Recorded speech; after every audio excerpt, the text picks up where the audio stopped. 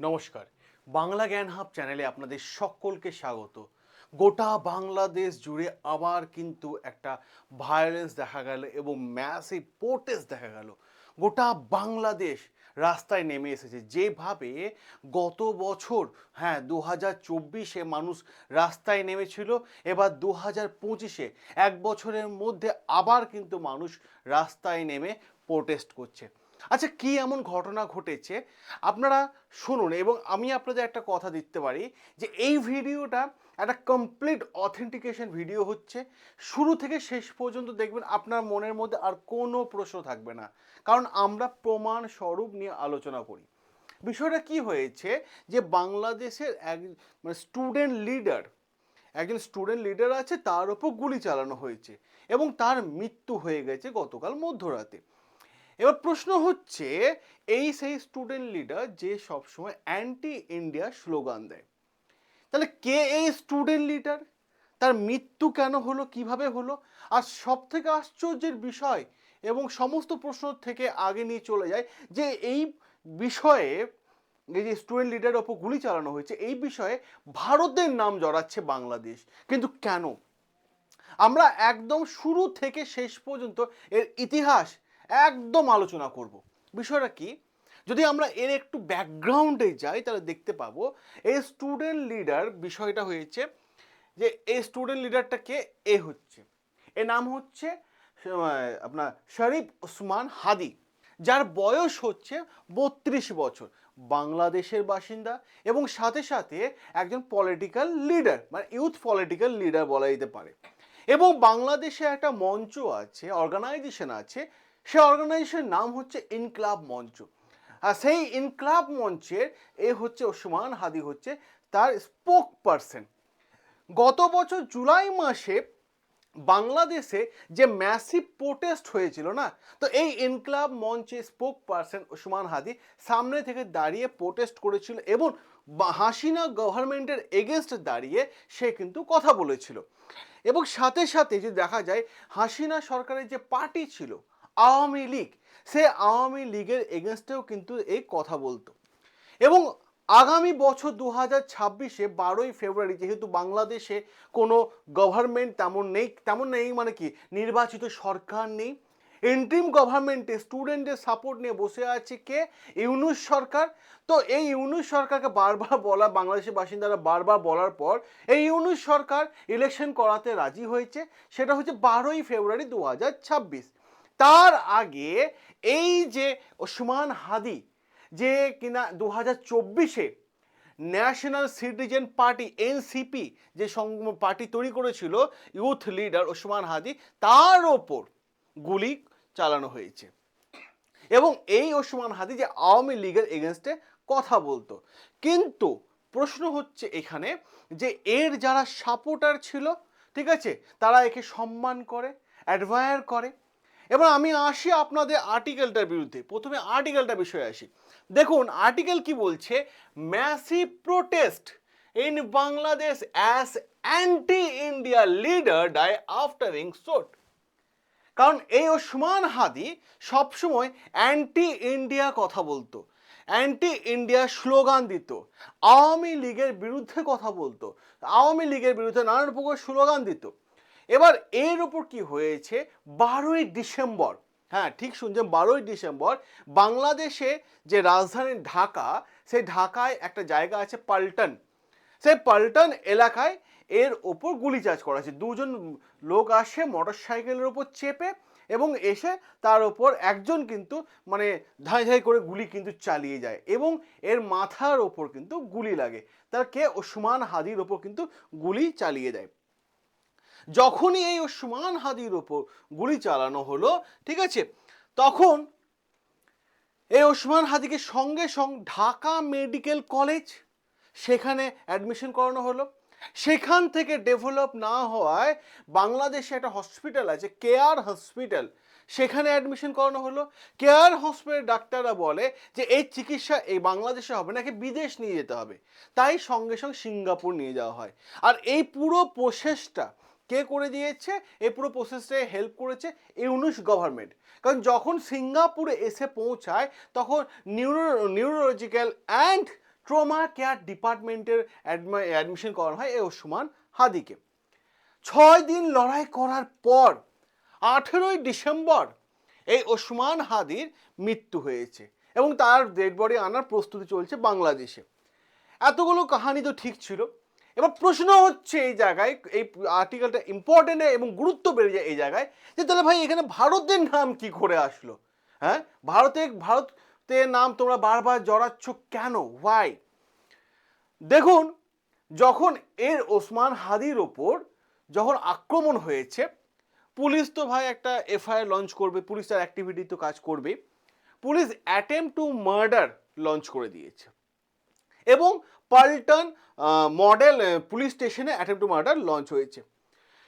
যারা যারা মানে বহু সাসপেক্টেড প্রচুর মানুষকে অ্যারেস্ট করেছে পুলিশ, এবং সাথে সাথে এই যে ওসমান হাদির ওপর যে ইনভেস্টিগেশন করা হচ্ছে, এই ইনভেস্টিগেশন কে করছে? RAB, বাংলাদেশে একটা অর্গানাইজেশন, পুলিশের department, RAB, rapid action battalion, এরা ইনভেস্টিগেশন পুরো বিষয়টা করছে। যারা যারা প্রাইম সাসপেক্ট আছে তাদেরকে অ্যারেস্ট করা হয়েছে, যারা শুটারদের হেল্প করেছে তাদেরকে অ্যারেস্ট করা হয়েছে, যাদের ওপর অ্যালিগেশন লেগেছে তাদেরকেও অ্যারেস্ট করা হচ্ছে। এই বিষয়টার ওপর ইউনূস সরকার পরিষ্কারভাবে বাংলাদেশবাসীকে বুঝিয়ে দিচ্ছে যে হ্যাঁ, বাংলাদেশ গভর্নমেন্ট এই যে অ্যান্টি ইন্ডিয়া মানুষ বক্তব্য দিয়েছিল তার পাশে আছে, ঠিক আছে। আর যখনই গুলি চালানো হলো, গুলি চালানোর পর বাংলাদেশের মানুষ রাস্তায় নেমে, কারণ ওসমান হাদিকে বাংলাদেশের মানুষ অ্যাডমায়ার করতো, সম্মান করতো, ওর ফ্যান ফলোয়াররা সবাই কিন্তু রাস্তায় নেমে কিন্তু প্রোটেস্ট করা শুরু হয়ে গেছে। এবার এইখানেই চলে আসে ক্রস বর্ডার অ্যাঙ্গেল চলে আসে, কারণ ইনভেস্টিগেটররা দাবি যে এই শুটার ওখান থেকে পালিয়ে যায়, পালিয়ে কোথায় যায়? ভারতে চলে যায়। কারণ এরা জোর করে, এখনো পর্যন্ত কোনো এভিডেন্স দিতে পারেনি, কিন্তু জোর করে এরা ভারতের নাম জড়াতে চাইছে। ভারত সরকার পরিষ্কারভাবে জানিয়ে দিয়েছিল যদি এমনটা হয়ে থাকে তাহলে আপনারা এভিডেন্স দিন যে ওই শুটার ভারতে পালিয়ে এসেছে। বাংলাদেশ সরকার কিন্তু কোনো প্রকার এভিডেন্স দিতে পারেনি, কোনো প্রকার এভিডেন্স দিতে পারেনি। বারবার ভারত সরকার চেয়েছে কিন্তু এখনো পর্যন্ত দিতে পারেনি। তাই ভারত সরকার ক্লিয়ার কাট আনসার দিয়ে দিচ্ছে, ভাই যখন তোমরা এভিডেন্স দিতে পারলে না আমরা এটাকে রিজেক্ট করে দিলাম। কারণ আমরা চাই না কোনো অশান্তি হোক, কোনো ঝামেলা হোক আর ভারতের নাম জড়াক।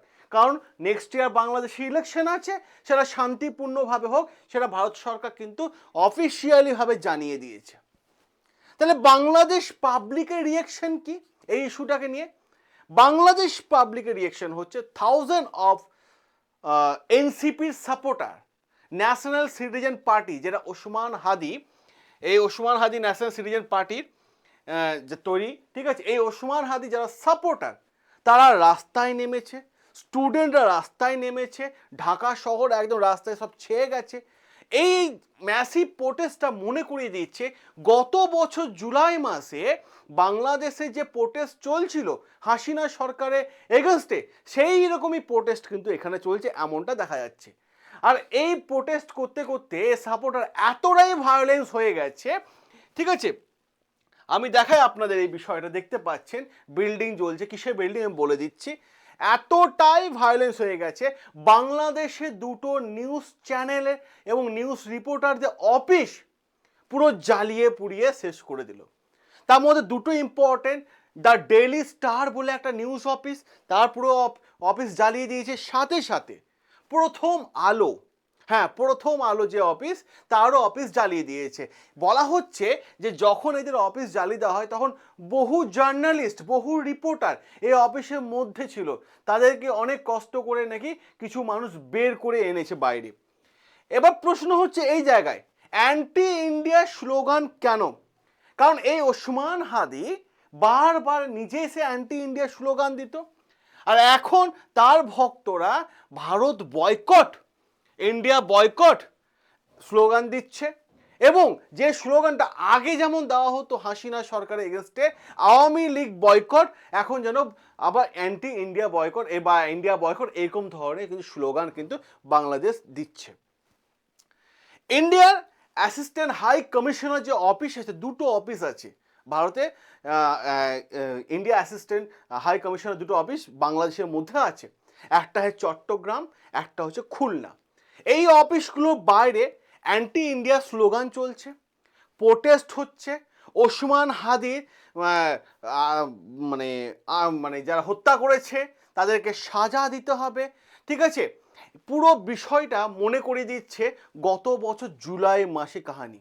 এবং তারা ওখানে দাঁড়িয়ে দাঁড়িয়ে ইন্ডিয়া অ্যাসিস্ট্যান্ট হাই কমিশনার অফিসের সামনে দাঁড়িয়ে স্লোগান দিচ্ছে, ভারত হাসিনার প্রতি সহানুভূতি দেখাচ্ছে। মানে কোথাকার বিষয় কোথায় নিয়ে যাচ্ছে দেখতে পাচ্ছেন এরা, কোন অ্যাঙ্গেল থেকে কোন অ্যাঙ্গেলে নিয়ে যাচ্ছে। ভাই তোমাদের দেশে ইনভেস্টিগেশন করছে, ভারত তো পরিষ্কার জানিয়ে দিয়েছে যে তোমাদের কাছে এভিডেন্স থাকলে আমাদের দাও, কিন্তু তোমরা এখনো পর্যন্ত দিতে পারোনি, এখনো পর্যন্ত দিতে পারোনি। 1971 সালে ঘটনা ভুলে গেছো, কিভাবে পাকিস্তান তোমাদের ওপর অত্যাচার করেছিল, কিভাবে পাকিস্তান অত্যাচার করেছিল, ভারত কিভাবে কতটা সাহায্য করেছিল তোমাদের দেশকে স্বাধীন করার জন্য, সেই কাহিনী কি তোমরা ভুলে গেছো? যতবার বাংলাদেশের গভর্নমেন্ট চেঞ্জ হয় তার আগে কিন্তু এরকম অ্যাক্টিভিটি দেখা যায়। আমরা যদি দেখি 2010 সাল হাসিনা গভর্নমেন্ট সিংহাসনে বসার আগেও কিন্তু এরকমই সিচুয়েশন বাংলাদেশের মধ্যে তৈরি হয়েছিল। মানে এক বছরের মধ্যে দুবার 2024-এ একবার জুলাই মাসে, আর 2025-এ নভেম্বর ডিসেম্বর মাসে এরকম সেম প্রোটেস্ট কিন্তু বাংলাদেশ খালি নিজেদের অফিসে জ্বালিয়ে দিচ্ছে, নিজের অফিস পুড়িয়ে দিচ্ছে। কিন্তু বাংলাদেশ সরকার, ইউনিশ গভর্নমেন্ট এখনো পর্যন্ত ভারতকে এভিডেন্স দিতে পারলো না যে ওই যে পালিয়ে গেছে যে অ্যালিগেশন তোমরা লাগাচ্ছ ভারতের ওপর, তার একটা এভিডেন্স দিতে পারলে না। তো এখানে একটা বড় বিষয় যে সামনেই 2026-এ ভোট, এবং পুরো ইস্যুই এখন এরকম ভাবেই চলছে। তো এই আর্টিকেলটা আমি আপনাদের সামনে তুলে রাখলাম। আপনাদের কি মতামত অতি অবশ্যই কমেন্ট বক্সে কমেন্ট করে জানাবেন। সকলে ভালো থাকবেন, সুস্থ থাকবেন, সাবস্ক্রাইব করে নেবেন বাংলা জ্ঞান হাব, যেখানে প্রত্যেক আর্টিকেল তুলে এনে আমরা আলোচনা করে থাকি। দেখা হবে আপনাদের সাথে নতুন আরও একটা আর্টিকেল নিয়ে।